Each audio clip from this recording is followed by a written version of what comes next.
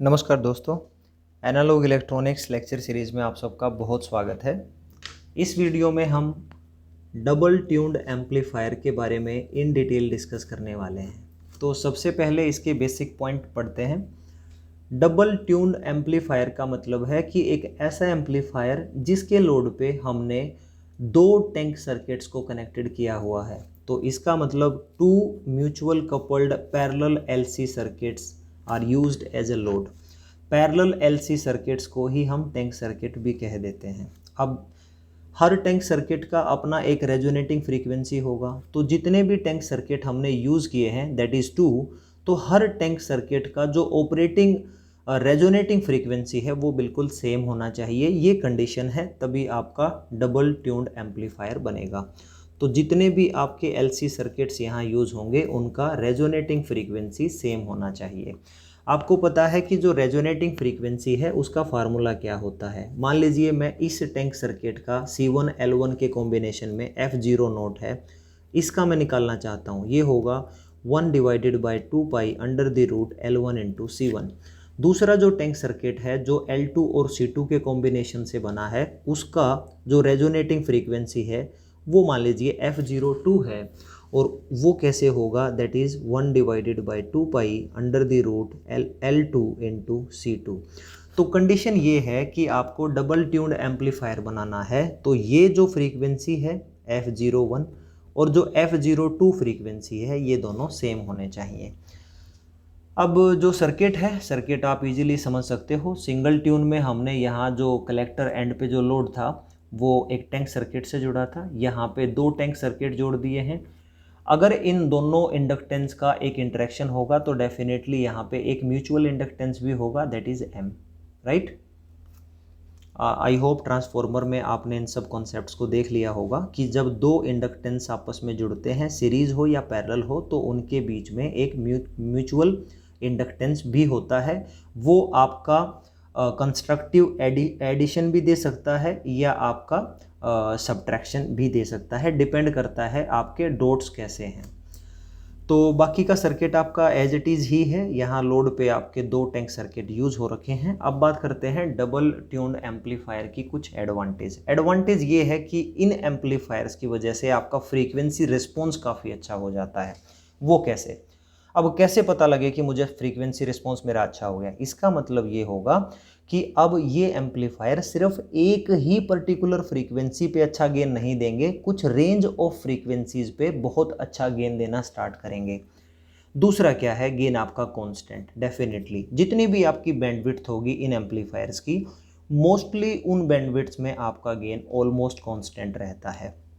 Gain constant होगा तो इसका मतलब आपके सर्किट के आउटपुट पे डिस्टोर्शन के बहुत ही कम चांसेस होंगे। नेक्स्ट जो एडवांटेज है वो है इसकी जो बैंडविड्थ है as compare to single tone वो ज़्यादा होती है।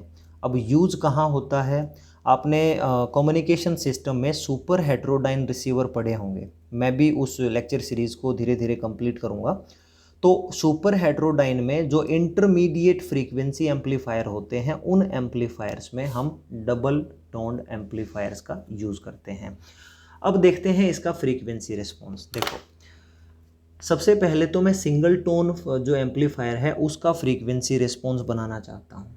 ये मेरा सिंगल टोन जो एम्पलीफायर है उसका फ्रीक्वेंसी रिस्पॉन्स है, राइट। और ये आपकी वो फ्रीक्वेंसी है, रेजोनेटिंग फ्रीक्वेंसी, जहाँ आपको मैक्सिमम गेन मिलता है, राइट। तो यहाँ पे क्या होगा, यहाँ पे आपको कुछ इस टाइप का रिस्पॉन्स मिलेगा, इस टाइप का। ये यानी अब ये देखिए कि ये इस पॉइंट से लेके और इस पॉइंट के बीच में आपकी काफ़ी ज़्यादा फ्रीक्वेंसी रेंज होंगी और उनके बीच में आपको एक कांस्टेंट गेन मिल रहा है, राइट। और बैंडविड्थ भी यकीनन आपकी पहले से ज़्यादा हो गई है। तो जो डबल ट्यून्ड एम्पलीफायर हैं उनकी बैंडविड्थ भी अच्छी होती है और उनका फ्रीक्वेंसी रिस्पॉन्स भी बेटर होता है, और गेन भी उन फ्रीक्वेंसी रेंज ऑफ सिग्नल्स जिसमें जो आपके कांस्टेंट गेन लेके आउटपुट पे अवेलेबल होते हैं, ये भी आपकी एक एडवांटेज होती है। लेकिन अब यहाँ पे डेफिनेटली मैं बताना चाहूँगा कि जो इंटरेक्शन है किसकी, एलसी सर्किट्स की। देखो भाई, एक सर्किट ये है, ठीक है, मैं मान लीजिए इसको बोलता हूँ T1 टैंक सर्किट, दूसरा सर्किट है T2 टैंक सर्किट। इन दोनों में L1 और L2 के बीच में म्यूचुअल इंडक्टेंस है, तो डेफिनेटली इनका इंटरेक्शन कैसा होगा उस पर डिपेंड करता है कि आपका आउटपुट फ्रीक्वेंसी रिस्पॉन्स कैसा होगा। अब ये एक फैक्टर है ए। अब ये ए फैक्टर क्या है, ओमेगा नोट, यानी इन दोनों की जो रेजोनेटिंग फ्रीक्वेंसी है वो तो हमें सेम रखनी है, तो omega naught m divided by R. R क्या है, आर है ये जो L1 L2 कोयल्स हैं, इंडक्टिव कोयल्स, इनका इंटरनल रेजिस्टेंस। तो यहाँ पे इस फार्मूले को जब मैं कैलकुलेट करूँगा तो a की वैल्यू 1 भी हो सकती है, a की वैल्यू 1 से बड़ी भी हो सकती है, और a की वैल्यू 1 से कम भी हो सकती है। अगर आपकी a की वैल्यू 1 है, यानी m और r सेम हो मान लीजिए, तो ओमेगा नोट ही रह गया। a की वैल्यू जब 1 होगी तो उस कंडीशंस में हम कहेंगे कि जो हमारी कपलिंग है इन दोनों टैंक सर्किट्स की वो क्रिटिकल कपलिंग है। और क्रिटिकल कपलिंग का मतलब ये है कि अब आपके पास जो मैक्सिमम गेन है वो कहाँ मिलता है, रेजोनेटिंग फ्रीक्वेंसीज के आसपास ही मिलता है। ठीक है, ये आपकी रेजोनेटिंग फ्रीक्वेंसीज है। कुछ इस टाइप से आपका फ्रीक्वेंसी रिस्पॉन्स दिखेगा। ठीक है, लेकिन अगर a की वैल्यू 1 से बड़ी हो जाए तो उस टाइप से दोनों टैंक सर्किट्स के बीच जो कपलिंग है उसे मैं कहूँगा ओवर कपलिंग। और ओवर कपलिंग का मतलब क्या होगा, उसका मतलब ये होता है दोस्तों कि एक बार एक फ्रीक्वेंसी पे आपको अच्छा गेन मिलेगा, हो सकता है दूसरी फ्रीक्वेंसी पे भी अच्छा गेन मिले, लेकिन जो आपकी रेजोनेटिंग फ्रीक्वेंसी है उस पे गेन कम होगा, अदर फ्रीक्वेंसीज पे आपका गेन मैक्सिमम होगा। तो ये डेफिनेटली आपका ओवर कपलिंग में फ्रीक्वेंसी रिस्पॉन्स कुछ इस टाइप से आपको दिखाई देगा, राइट। जो एक चीज़ और आपको याद रखनी है, क्रिटिकल कपलिंग में जो आपका वोल्टेज गेन था लेटेस्ट से AV था, और यहाँ भी वही वोल्टेज गेन होगा, लेकिन वो आपका रेजोनेटिंग फ्रीक्वेंसी पे ना होके उससे कुछ बड़ी फ्रीक्वेंसी पे और उससे कुछ छोटी फ्रीक्वेंसीज पे आपको मिलेगा।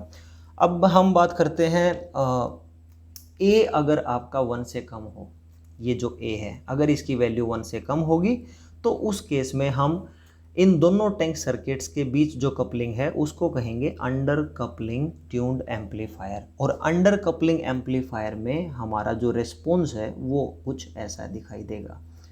और ये रिस्पॉन्स का मतलब ये होगा कि जो हमारी रेजोनेटिंग फ्रीक्वेंसी है उस पे जो हमारा गेन मिलता है, यकीनन वो जो गेन है, ये जो दो गेन मिले थे उनसे भी कम होगा।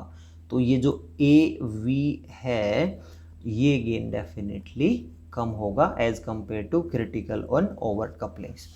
तो इस वीडियो में जो आपका डबल ट्यून्ड एम्पलीफायर था उसके बारे में सर्किट्स एक्सप्लेन किया है, बेसिक्स एक्सप्लेन किए हैं, advantage, applications and frequency response based on the interaction between 2 LC circuits.